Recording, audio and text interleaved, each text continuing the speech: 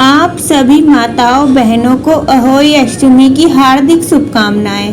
अहोई अष्टमी का व्रत कार्तिक मास की कृष्ण पक्ष की अष्टमी को किया जाता है। माताएं इस दिन निर्जला व्रत रखती हैं और प्रदोष काल में यानी कि शाम के समय अहोई माता की विधि विधान से पूजा की जाती है। वैसे तो अहोई अष्टमी का व्रत वही माताएं करती हैं जिन्हें संतान की प्राप्ति होती है, लेकिन संतान सुख की इच्छा करने वाली जो भी बहनें हैं, जो भी विवाहिता हैं, वो भी अहोई अष्टमी व्रत कर सकती हैं। पूजा करते समय अहोई अष्टमी व्रत कथा जरूर सुननी चाहिए। बिना कथा सुने इस व्रत का पूर्ण फल प्राप्त नहीं होता। आइए सुनते हैं अहोई अष्टमी व्रत कथा। हे अहोई माता, इस व्रत कथा को कहने सुनने वाली सभी माताओं बहनों की संतान की रक्षा करना। पौराणिक कथा के अनुसार एक साहूकार के 7 बेटे, एक बेटी थी। समय आने पर साहूकार ने अपने बेटों और बेटी का विवाह कर दिया।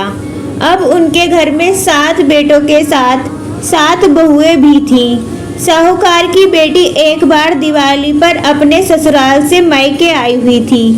दिवाली पर घर को लीपना था, इसलिए सारी बहुएं जंगल से मिट्टी लेने के लिए गईं। यह देखकर ससुराल से मायके आई हुई साहूकार की बेटी भी उनके साथ मिट्टी लेने चल पड़ी। अब 7 बहुएं अपनी इकलौती ननंद के साथ जंगल में खदान में मिट्टी खोद रही थीं। वही स्याऊ सेही की मान थी। मिट्टी खोदते समय ननंद के हाथ से सेही का बच्चा मर गया। इस पर क्रोधित होते हुए स्याऊ बोली, अब मैं तेरी कोख बांधूंगी क्योंकि तूने मेरे बच्चों को मारा है। स्याऊ के ऐसे वचन सुनकर साहूकार की बेटी घबरा गई और वह अपनी 7 भाभियों से बोली कि तुम में से मेरे बदले कोई अपनी कोख बंधवा लो। सब भाभियों ने अपनी कोख बंधवाने से इनकार कर दिया, परंतु छोटी भाभी सोचने लगी कि यदि मैं कोख नहीं बंधवाऊंगी तो सासू जी नाराज होंगी।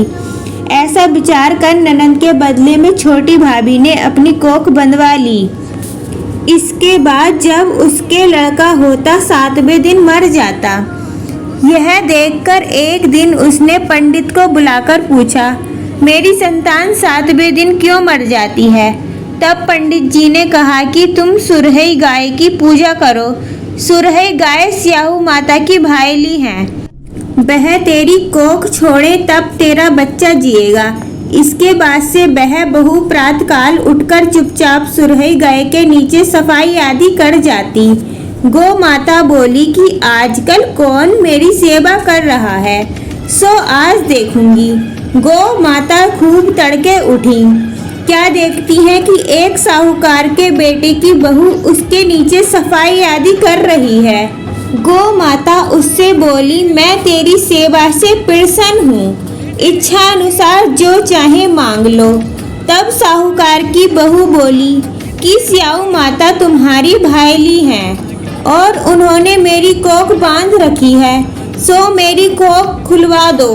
गौ माता ने कहा, अच्छा। अब तो गौ माता समुद्र पार अपनी भाईली के पास उसको लेकर चली।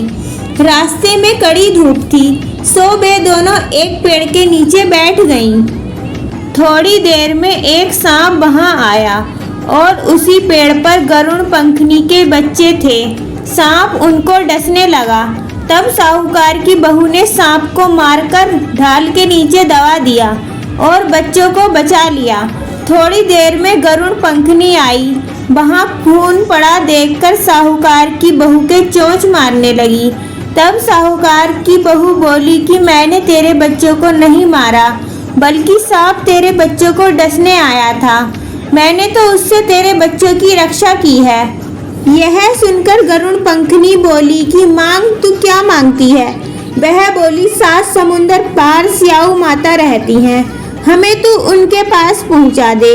तब गरुड़ पंखनी ने दोनों को अपनी पीठ पर बैठाकर स्याऊ माता के पास पहुंचा दिया। स्याऊ माता उन्हें देखकर बोली कि आ बहन, बहुत दिनों में आई है। फिर कहने लगी कि बहन, मेरे सिर में जूं पड़ गई हैं। तब सुरहई के कहने पर साहूकार की बहू ने सिलाई से उनकी जुएं निकाल दी। इस पर स्याहू माता प्रसन्न हो बोली कि तूने मेरे सिर में बहुत सिलाई डाली है, इसीलिए तेरे 7 बेटे और बहू होंगी। वह बोली मेरे तो एक भी बेटा नहीं, 7 बेटे कहाँ से होंगे। स्याहू माता बोली वचन दिया, वचन से फिरूं तो धोबी के कुंड पर कंकरी होऊं। जब साहूकार की बहू बोली मेरी कोख तो तुम्हारे पास बंद पड़ी है। यह सुन स्याहू माता बोली कि तूने तो मुझे ठग लिया। मैं तेरी कोख खोलती तो नहीं, परंतु अब खोलनी पड़ेगी। जा, तेरे घर तुझे 7 बेटे और 7 बहुएं मिलेंगी। तू जाकर उद्यापन करियो, 7 अहोई बनाकर 7 कढ़ाई करियो। वह लौटकर आई तो वहां देखा 7 बेटे 7 बहुएं बैठे हैं। वह खुश हो गई। उसने 7 अहोई बनाई, 7 उद्यापन किए तथा 7 कढ़ाई की। रात्रि के समय जेठानियां आपस में कहने लगीं कि जल्दी जल्दी नहाकर पूजा कर लो, कहीं छोटी बच्चों को याद करके रोने लगे। थोड़ी देर में उन्होंने अपने बच्चों से कहा अपनी चाची के घर जाकर देख आओ कि आज वह अभी तक रोई क्यों नहीं। बच्चों ने जाकर देखा कि चाची तो कुछ मार रही है, खूब उद्यापन हो रहा है। यह सुनते ही जेठानियां दौड़ी दौड़ी उसके घर आई और जाकर कहने लगी कि तूने कोख कैसे छुड़ाई। वह बोली तुमने तो कोख बंधवाई नहीं, सो मैंने कोख बंधवा ली थी। अब स्याहू माता ने कृपा करके मेरी कोख खोल दी है। स्याहू माता ने जिस प्रकार उस साहूकार की बहू पर कृपा की, उसी प्रकार हम पर भी कृपा बरसाए। कथा सुनने और सुनाने वालों पर स्याहू माता की कृपा बनी रहे। जय स्याहू माता की।